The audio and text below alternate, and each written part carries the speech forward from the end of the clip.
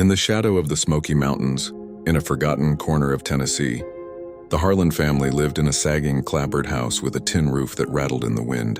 It was 1983, and the Harlans, Elijah, Ruth, and their 3 children, Caleb, Lila, and little Amos, were scraping by on the edge of survival. Elijah worked long hours at a sawmill, his hands calloused and scarred from years of handling rough timber. Ruth took in sewing and cleaned houses for wealthier families in town. Her fingers pricked raw by needles and her knees sore from scrubbing floors.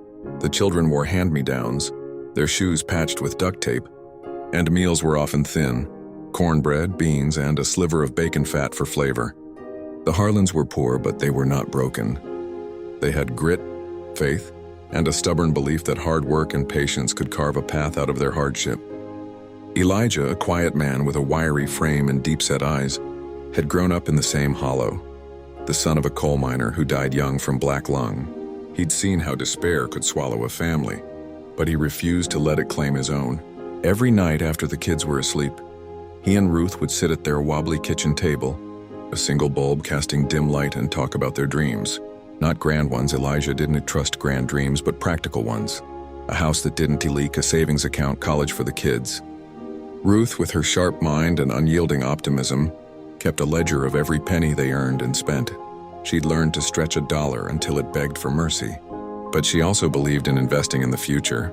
"We're planting seeds, Elijah," she'd say. "They'll grow if we keep tending them." The turning point came when Caleb, the eldest at 14, overheard a conversation at the general store about a local furniture maker struggling to keep up with demand for handcrafted pieces.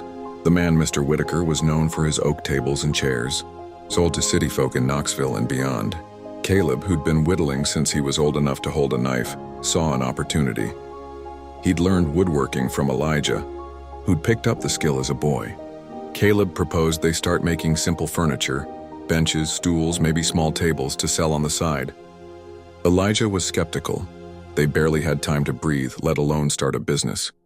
But Ruth saw the spark in Caleb's eyes and convinced Elijah to give it a try. "We'll start small," she said. "No risk, no reward." They began in their backyard using scrap wood from the sawmill and tools borrowed or bartered. Caleb and Elijah worked after hours, sanding and carving under a tarp when it rained. Lila, 12, had a knack for design and sketched patterns for inlays, while Amos, just 7, swept sawdust and fetched nails. Ruth handled the numbers, tracking costs and potential profits. Their first piece, a sturdy oak bench, sold to a neighbor for $20. It wasn't much, but it was a start. Word spread slowly, and by the next year, they had a small but steady stream of orders from locals. The work was grueling. Elijah still clocked 12-hour days at the sawmill, and Ruth juggled her cleaning jobs with managing the fledgling business. There were setbacks. A batch of warped wood cost them a month's profits, and a harsh winter slowed sales to a trickle. But the Harlans didn't quit. The real breakthrough came in 1990, when a wealthy couple from Nashville commissioned a custom dining set for their new lake house.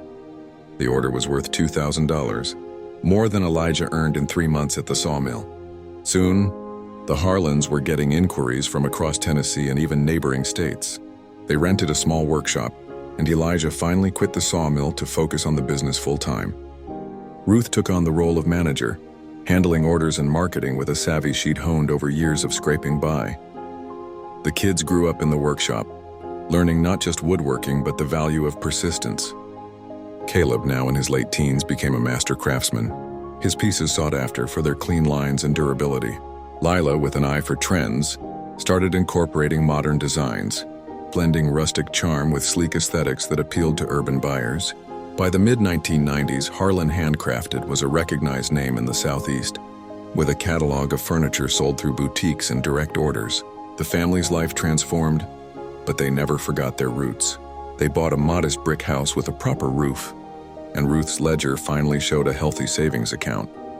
Caleb and Lila went to college, Caleb for engineering, Lila for design, fully funded by the business. Amos, with his knack for numbers, studied business management, later returning to help scale the company.